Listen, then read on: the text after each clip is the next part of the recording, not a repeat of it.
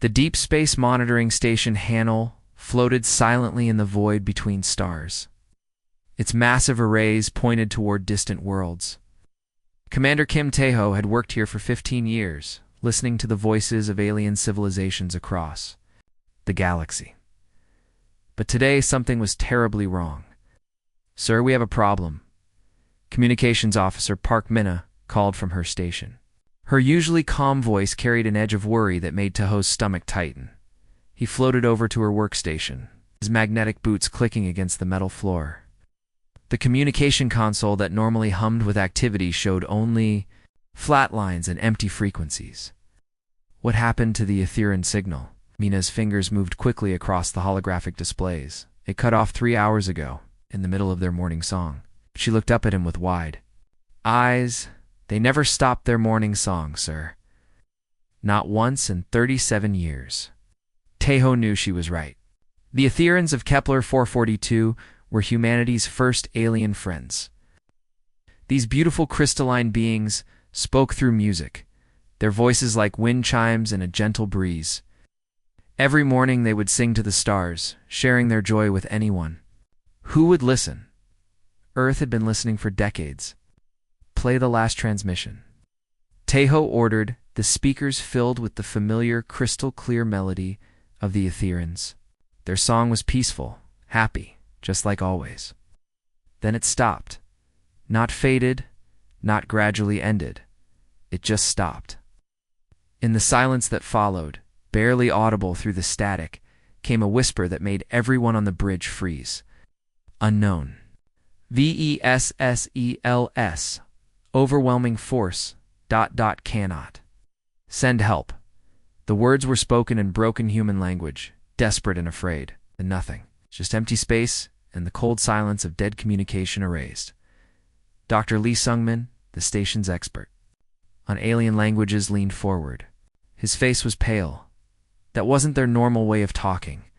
They were using panic frequency, something they only do when their entire species is about to die.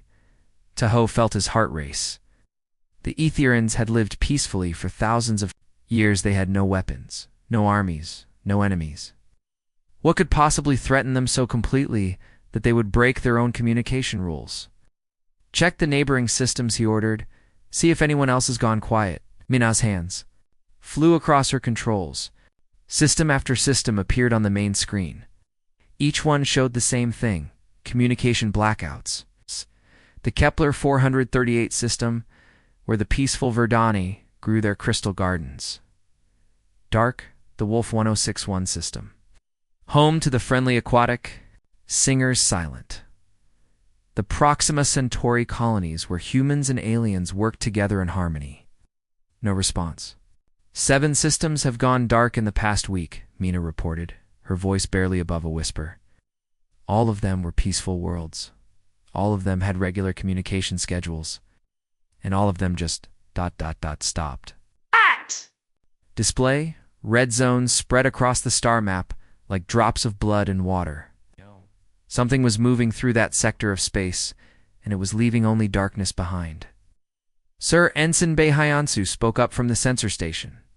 "I'm detecting some kind of debris field in the Kepler 442 system. It's massive." The main screen shifted to show long-range sensor data. Where the beautiful blue-green world of the Ethereans had once orbited its star, there was now only a cloud of dust and metal. The planet wasn't just destroyed, it was gone, as if something had consumed it entirely. "Get me a direct line to Earth Command," Tae-ho ordered. "Emergency priority." As Mina worked to establish the connection, Sung-min studied the data from the other dead systems. "Commander, I'm seeing a pattern here." Each attack lasted exactly 48 hours. After that, complete silence. No survivors, no escape pods, no distress beacons. It's like entire civilizations just vanished. The communication screen flickered to life, showing Admiral Choi Jin-woo at Earth Defense Command. Even across the vast distance, Tae-ho could see the worry in the older man's eyes. "Commander Kim, we've been monitoring the situation. How bad is it?" 7 systems confirmed dead, Admiral. The Ethereans sent a final distress call before they were wiped out. Whatever did this? It's moving systematically through the peaceful worlds. Jinwoo's expression grew grim. We're detecting similar patterns in 3 other sectors. Whatever these things are, they're not just attacking randomly, they're hunting. Hunting for what? Taeho asked. Peaceful species, defenseless worlds. They seem to target civilizations that have never known war. Jinwoo paused, his meaning clear. They've been picking off the easy targets. But based on their trajectory, they're heading for more populated systems. Systems with human colonies. Taeho felt cold despite the station's warm atmosphere. How long do we have? Their current rate of advancement, they'll reach the outer. Human settlements in 3 months. Inner colonies in 6 months. Earth itself, ... Jinwoo's voice trailed off. Sir Minna interrupted. I'm receiving fragmentary transmissions from the Outer Rim, ships that escaped before the attacks. They're calling the enemy the Devourers. The name sent chills down Taeho's spine. Whatever was coming had earned that title through the complete destruction of entire worlds. Admiral Taeho said quietly, "What are our orders?" Jinwoo's face hardened. Monitor everything. Record everything. Prepare for war. Admiral Choi Jinwoo stood in the war room deep beneath Earth Defense Command, surrounded by holographic displays showing the galaxy's spiral arms. Red zones spread across the star map like an infection, marking dead systems where alien voices had once sung through space. The silence was growing. "Show me everything we know," he ordered his intelligence team. Lieutenant Nam Soo-jin stepped forward, her tablet glowing with collected data. We've confirmed 19 systems completely dark. Admiral, the pattern is always the same. First, normal communications stop. Then, within 48 hours, all life signs disappear. After that, nothing but empty space and debris. The main display shifted to show the timeline. Each system blinked out in sequence like candles being snuffed one by one.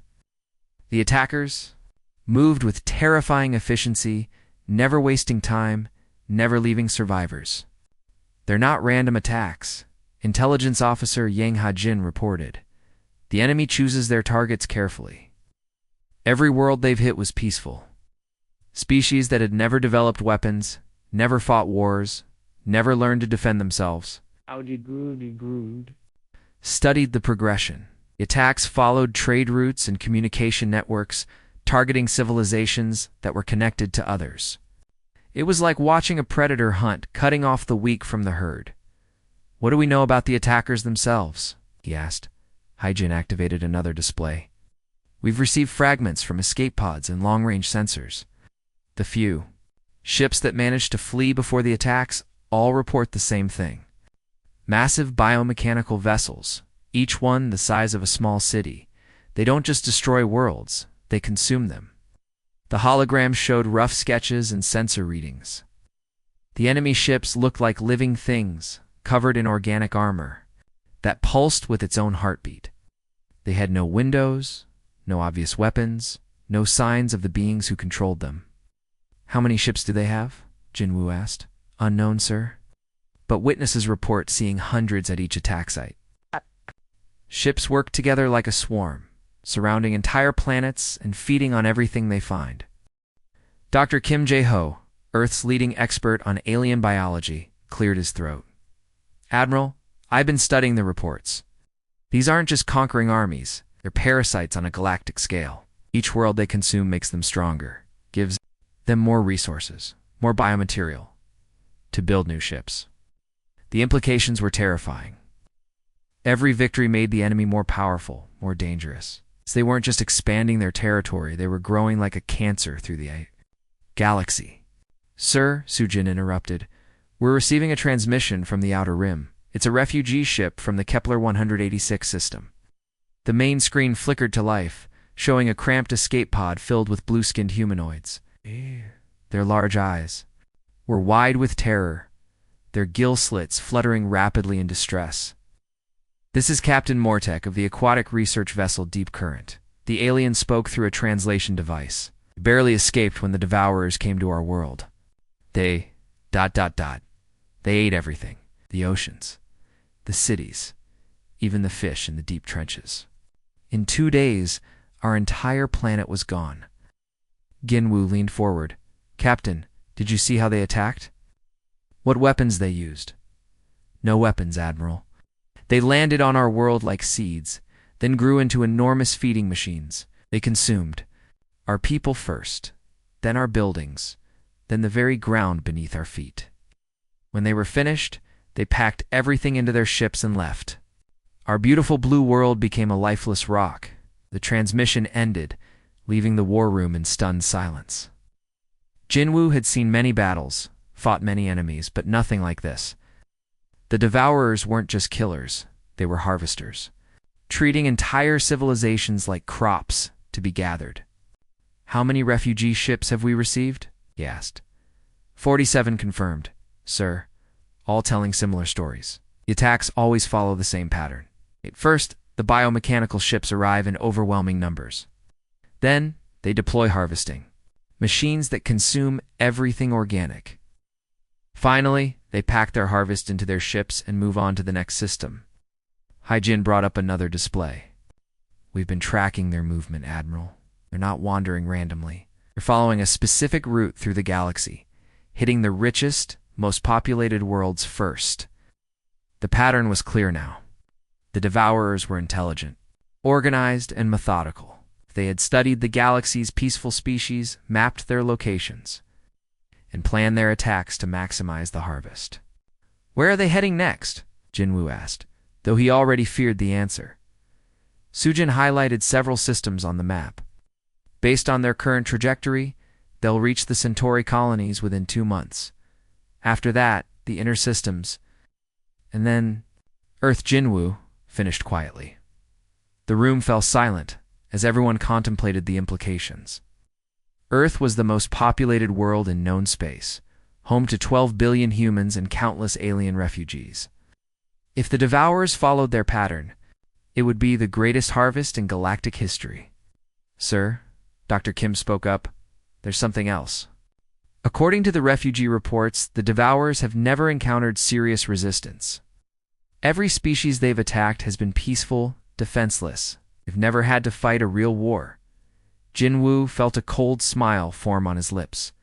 Then, they've never fought humans. Admiral Haijin asked, "What are your orders?" Jinwu looked at the tactical display, at the red zones spreading across the galaxy, at the trajectory pointing directly toward Earth. The Devourers had made one crucial mistake. They had studied humanity's peaceful neighbors, but they had never studied humanity itself. "Contact all fleet commanders," he ordered.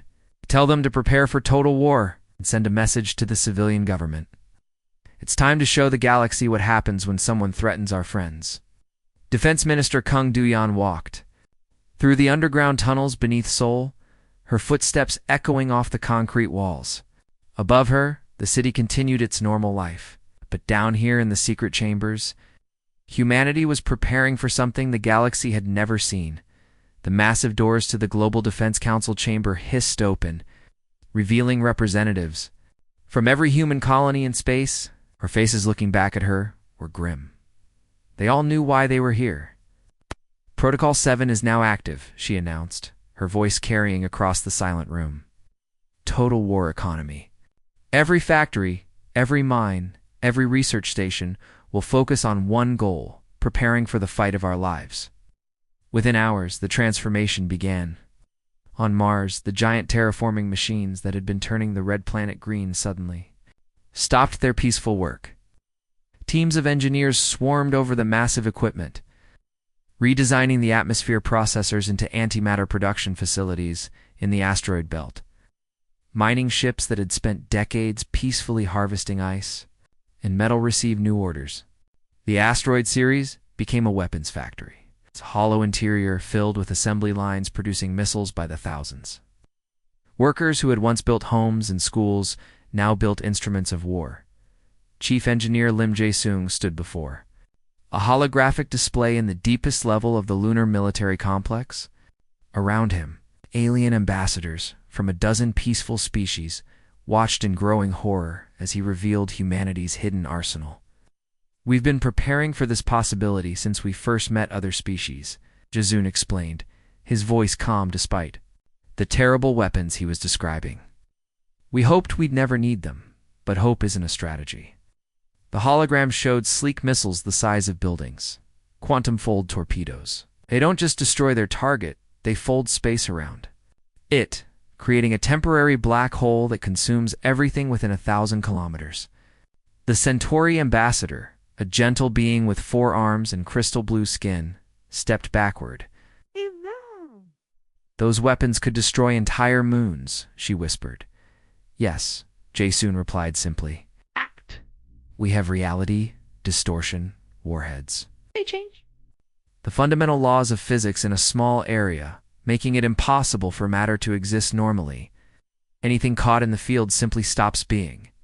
The vegan representative, a tall, plant-like creature, rustled his leaves in distress. How long have you had these weapons? Since the Cold War, Duyan answered. When humanity almost destroyed itself with nuclear weapons, we learned an important lesson. Peace is good, but you must be strong enough to defend it. The display shifted to show vast space stations hidden in the dark between stars. Each one was larger than most cities, bristling with weapons and swarming with activity. These are our fortress stations, Jason continued. Each one can build and control 10 billion combat drones. The drones use AI systems that learn from every battle, becoming smarter and deadlier with each encounter. The alien ambassadors exchanged worried glances. They had known humans as explorers, scientists, and diplomats. This was a side of humanity they had never seen. But the real strength of our arsenal isn't the weapons themselves, Duyan said. It's our ability to adapt. We've been studying the Devourer attacks, learning how they fight, how they move, how they think. On Luna, in a secret laboratory that officially didn't exist, Dr. Park Min-ho worked with a team of humanity's best scientists. They had pieces of Devourer technology recovered from the Outer Rim, fragments of biomechanical armor and organic computing systems. Their ships are alive, Min-ho reported through a secure channel. They grow and adapt, but that's also their weakness. Living things can be infected, poisoned, turned against themselves. His team had developed something unprecedented, a computer virus that could attack biological systems. Right. It was part software, part engineered bacteria, designed to spread through the Devourer's living ships like a plague. In the asteroid belt, Captain Uhagen commanded the construction of the largest fleet humanity had ever built. The ships looked nothing like the peaceful exploration vessels the aliens were familiar with. These were predators, built for one purpose: hunting and killing. Each ship has its own AI, Hajin explained to the visiting diplomats. They can think, learn, and fight independently. If we lose communication, they'll continue the battle on their own. The alien ambassadors watched in stunned silence as thousands of these warships moved through, space like schools of mechanical fish. Each one was armed with weapons that could crack planets, guided by artificial minds that had been taught the history of human warfare. We've loaded their databases with every battle humanity has ever fought, Duan continued. From ancient sword fights to modern cyber warfare. They know how to use every trick, every strategy, every dirty tactic our species has ever developed. The Altarian ambassador, a being made of living light, flickered with distress. This is not the humanity we thought we knew. You spoke of peace, of cooperation, of learning from others. We meant every word, Duyan replied. But we also remember our history. Humanity has always been good at 2 things: making friends and destroying enemies. We prefer making friends, but when someone threatens our friends... She gestured at the tactical displays showing the growing fleet.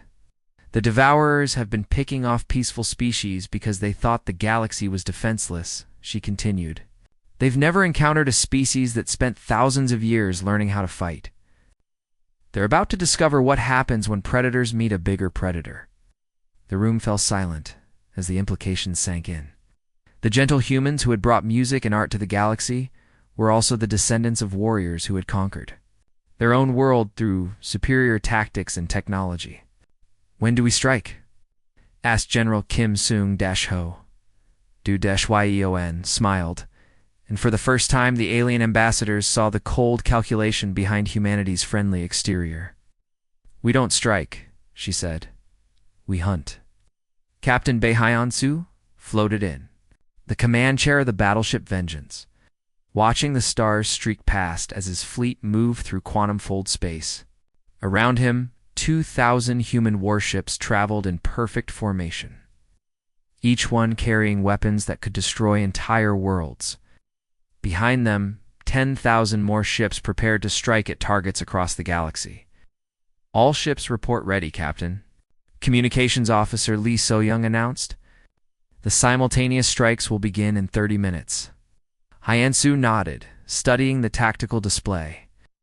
Red dots marked Devourer fleets across 12 star systems.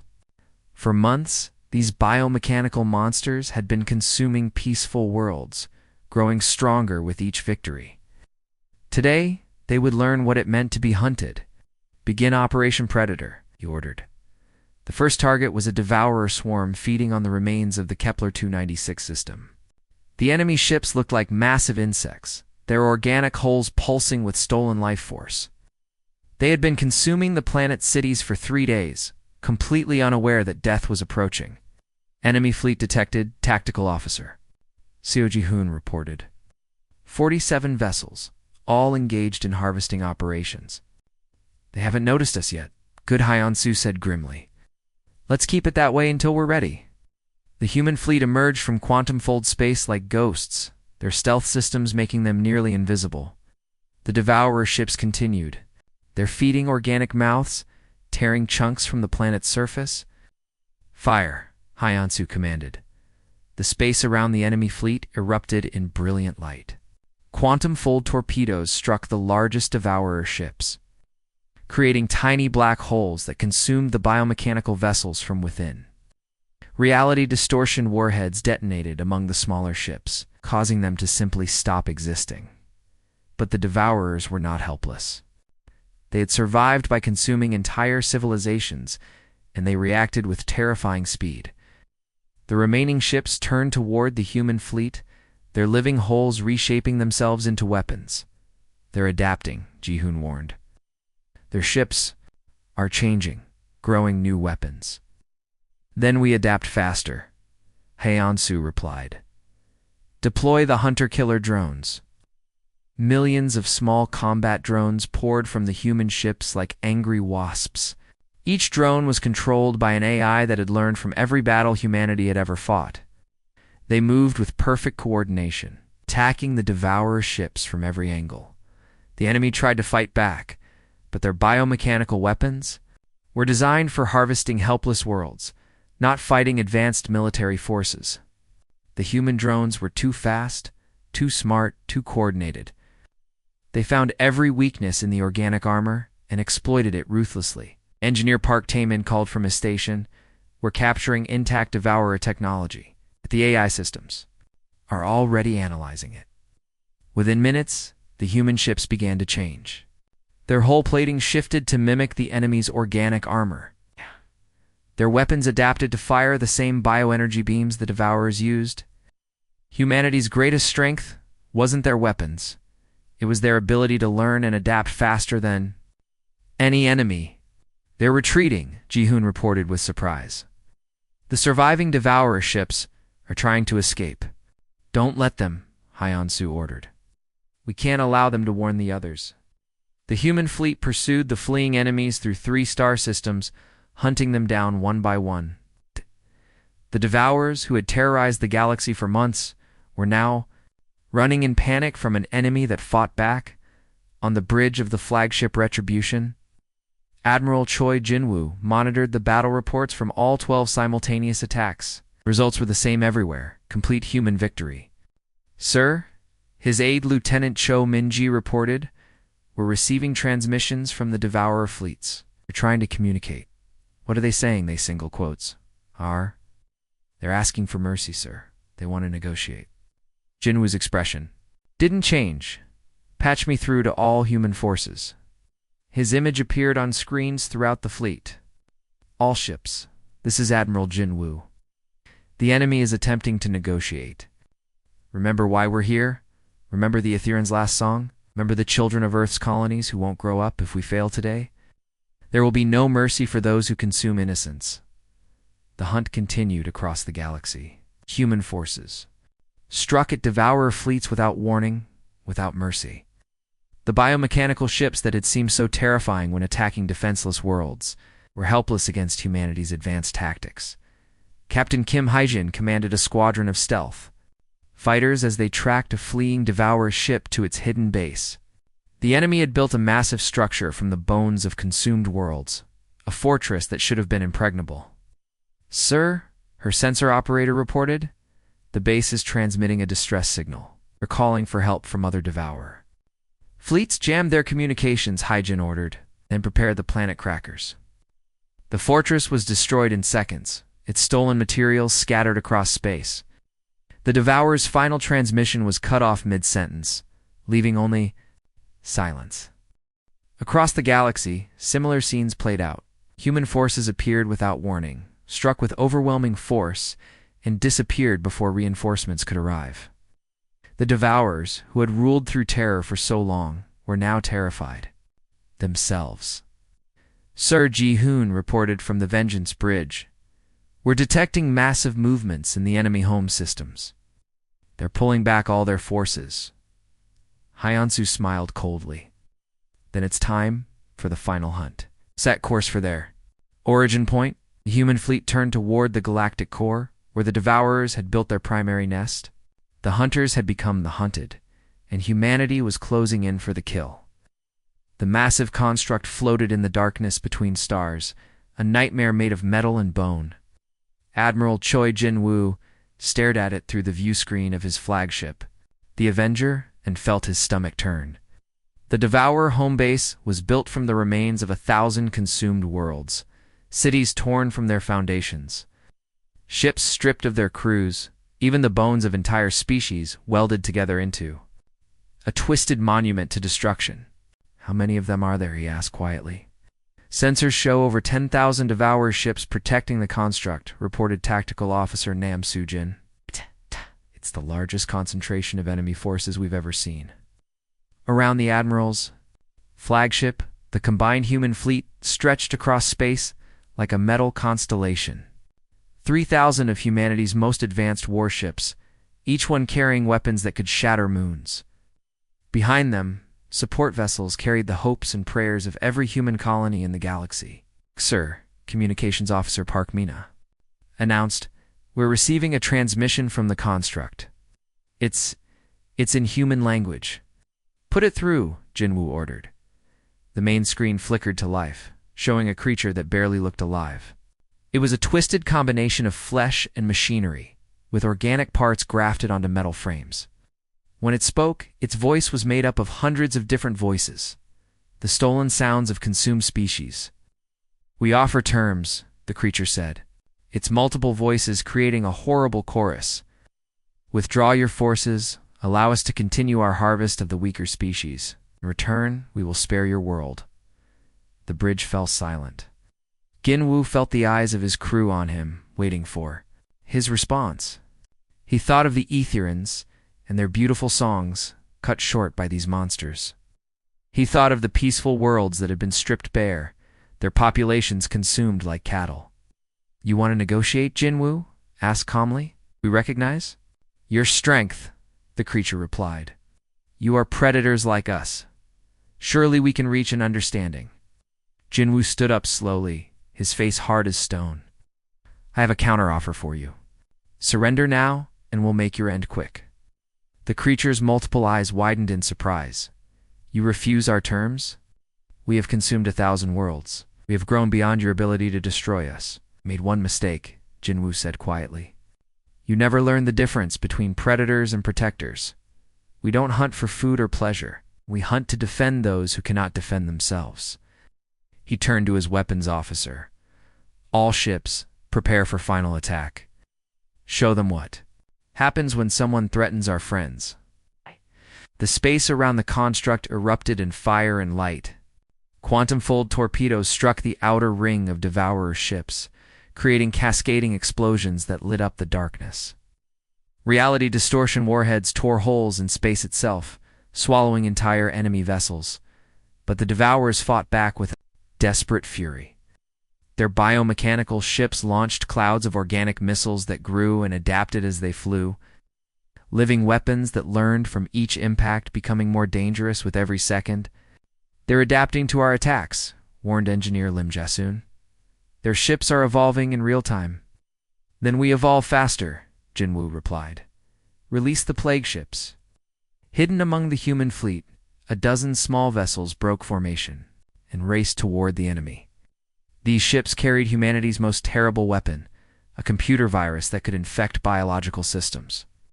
As they approached the Devourer lines, the ships exploded, releasing clouds of infected nanomachines. The effect was immediate and horrifying. The Devourer ships began to convulse as the plague spread through their living systems. Their organic armor turned against them. Their biomechanical weapons began attacking their own ships. The virus spread from ship to ship like wildfire, turning. The enemy fled into a mass of writhing, dying metal and flesh, so reported Captain Bei Hyansu from his battle group. "The outer defenses are collapsing. We have a clear path to the construct." "All ships, final assault," Jinwoo ordered. "Target the main structure." The human fleet converged on the massive construct like a pack of wolves surrounding their prey.